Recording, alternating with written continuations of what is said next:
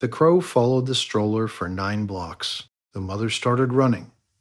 Hope had been a postpartum doula for 13 years.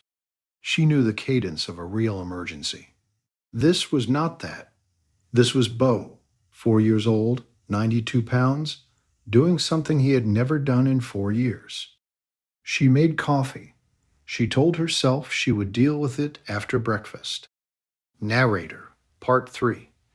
She had seen this before. Not in this house, in other people's houses.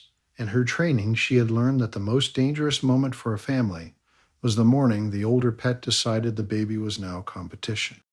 She had counseled families. She had taken the call from the ER the night a Labrador, 8 years old, beloved, had bitten a 2-year-old. This morning, in her own kitchen, she was certain this was the early stage of resource aggression she had warned other families about. She called Nate at work. He said the things husbands say when they do not want to upset their wives. He said, "Are you sure?" He said he has never done anything, but she could hear the shift in his voice. Bo watched her from the corner of the kitchen. He had not looked away. If you stay for stories about what animals sense before we do, you're in the right place.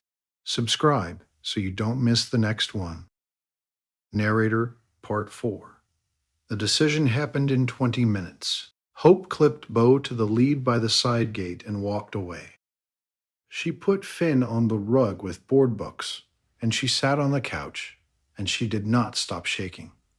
She picked up her phone twice to call the rescue.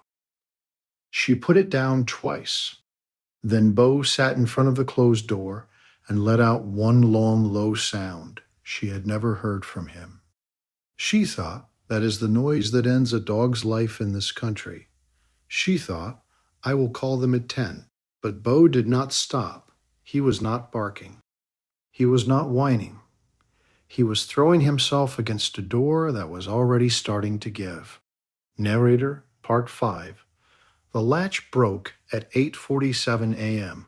Bo did not run to her. He did not approach Finn. He went past both of them into the back of the house and stopped. He sat. He stared at one specific spot. He whined once, the first sound he had made in an hour. Hope followed because she did not know what else to do. The most dangerous animal in her kitchen, the one she had been ready to surrender 40 minutes earlier, was not threatening anyone. He was pointing. The reveal came through the dog pressing his nose into one corner of the baby's clothing. She did not understand yet. She would in 43 minutes. Have you ever had a moment where you missed something obvious until your dog refused to let you keep missing it? Tell us in the comments. NARAR, Part 6. Finn vomited at 9:03 a.m. twice. Then his eyes rolled. Then he did not respond to his name. The ambulance was there in 11 minutes.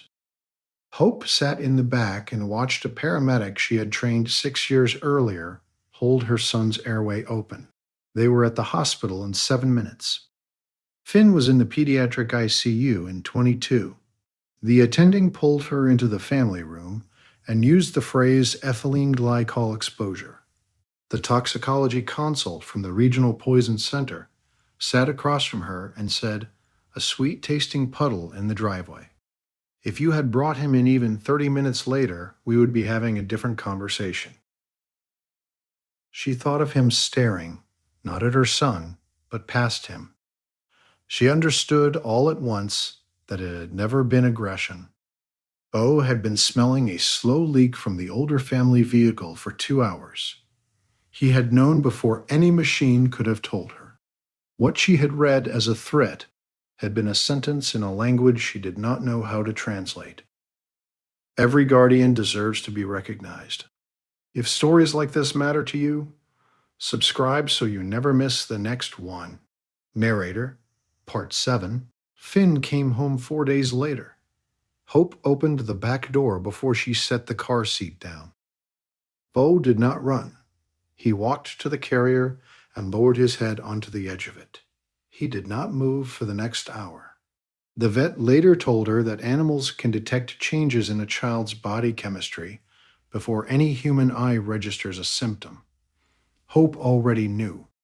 She had felt the weight of him against her hand at the gate. That night, she sat on the kitchen floor next to him for a long time and said nothing, because there was nothing she could say that he did not already know. The dog did not move, neither did anyone else.